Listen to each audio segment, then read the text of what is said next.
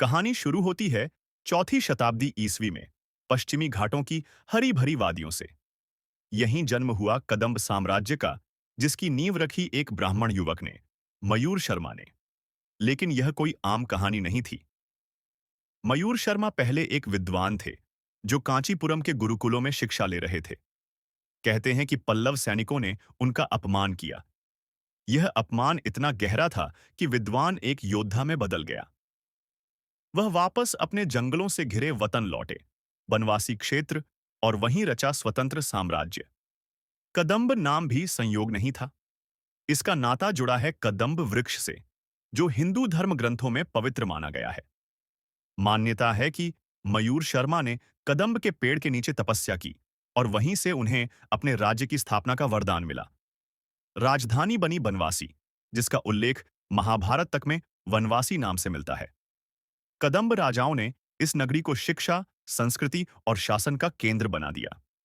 मयूर शर्मा और उनके वंशजों के समय कदंब साम्राज्य खूब फला फूला। आधुनिक कर्नाटक का बड़ा हिस्सा, गोवा तक के क्षेत्र उनके अधीन थे। उनकी सबसे बड़ी देन थी कदंब लिपि। इसी से आगे चलकर कन्नड़, तेलुगु और अन्य दक्षिण भारतीय भाषाओं की लिपियां बनी। सोचिए, आज जब कोई कन्नड़ अखबार पढ़ता है या फिल्म देखता है, तो उसमें कहीं ना कहीं कदंबों की छाप छुपी होती है। राजाओं ने कला और स्थापत्य में भी छाप छोड़ी। कदंब शैली के मंदिर अपने अनोखे शिखरों और स्तंभों के लिए प्रसिद्ध हुए। बाद के राजवंशों, चालुक्य, होयसला और विजयनगर, ने भी इस शैली को अपनाया। प्रमुख शासकों में कंग वर्मा, जिन्होंने राज्य का विस्तार किया, रवि वर्मा, जिन्होंने गुप्त साम्राज्य से मित्रता रखी, और कृष्ण वर्मा द्वितीय, जिनके समय साम्राज्य अपने चरम पर पहुंचा। लेकिन कदंब सिर्फ योद्धा और निर्माता नहीं थे। उन्होंने धर्म और संस्कृति को भी नई दिशा दी। शिव और विष्णु के भव्य मंदिर बनाए, वेदों का संरक्षण किया, लेकिन साथ ही साथ लोक परंपराओं और आदिवासी रीति रिवाजों को भी मान्यता दी। और यही जोड़ता है हमें भूतकोला से। तटीय कर्नाटक का इलाका, जिसे प्राचीन काल में तुलुनाडु कहा जाता था, वहां की जातियां अपने अपने देवताओं और आत्माओं की पूजा करती थीं। ये देवता शास्त्रों के देव नहीं थे। ये धरती, जंगल, नदियों और पूर्वजों से जुड़े लोक देवता थे, जिन्हें भूत या दैव कहा जाता था। कदंब शासकों ने इन परंपराओं को दबाने की जगह उन्हें राज मान्यता दी। राजाज्ञाओं और अभिलेखों में कई जगह दर्ज है कि लोक देवताओं के स्थलों के लिए भूमि दान की गई, पवित्र वनों को सुरक्षित किया गया। कुछ समुदायों को तो इन अनुष्ठानों के वंशानुगत अधिकार भी प्रदान किए गए। यही कारण है कि भूतकोला आज तक जीवित है। तो आखिर भूतकोला है क्या? सरल शब्दों में, भूत यानी आत्मा, कोला यानी नृत्य या खेल। यह आत्मा नृत्य है, लेकिन असल में इससे कहीं ज्यादा। यह आत्मा की पूजा का एक भव्य अनुष्ठान है, जो प्राचीन काल से तटीय कर्नाटक और केरल के हिस्सों में होता आया है। रात ढलते ही पवित्र उपवन या आंगनों में यह अनुष्ठान शुरू होता है। ढोल नगाड़ों की थाप, मंत्रोच्चार, धूप और अग्नि की गंध से पूरा वातावरण भर जाता है।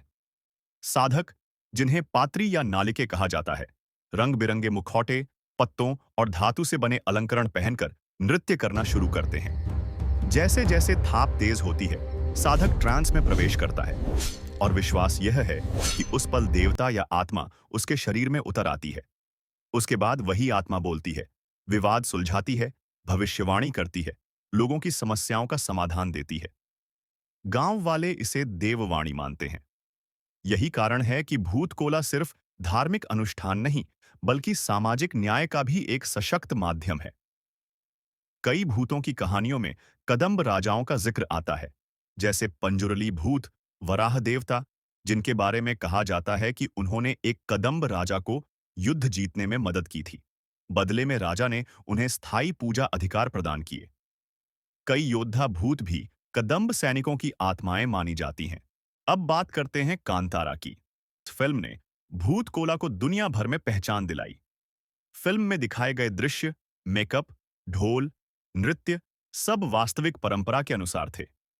कांतारा ने यह दिखाया कि ये सिर्फ नृत्य नहीं, बल्कि जमीन, जंगल और पूर्वजों से जुड़ा हुआ गहरा रिश्ता है। आज भी हजारों भूतकोला हर साल होते हैं। दिसंबर से मई तक का मौसम इन अनुष्ठानों का होता है। गांव-गांव लोग इकट्ठा होते हैं। पूरी रात आत्माओं का आवाहन होता है। यह परंपरा न सिर्फ संस्कृति और पहचान की निशानी है, बल्कि जंगल और पवित्र वनों की रक्षा का साधन भी बनी हुई है। दोस्तों, कदंब और भूतकोला का रिश्ता हमें एक बड़ा सबक देता है। भारत की ताकत उसकी विविधता में है। एक ही धरती पर शास्त्र और लोकगीत, वेद और वन देवता, मंदिर और पवित्र उपवन, सब साथ-साथ फलते-फूलते हैं। यही कारण है कि भूतकोला 2000 साल की आंधियों तूफानों के बावजूद आज भी जिंदा है। तो दोस्तों, यह थी कदंब वंश और भूतकोला की अनोखी कहानी। क्या आपने कभी भूतकोला देखा है? आपको कांतारा में यह परंपरा कैसी लगी? कमेंट में जरूर बताइए।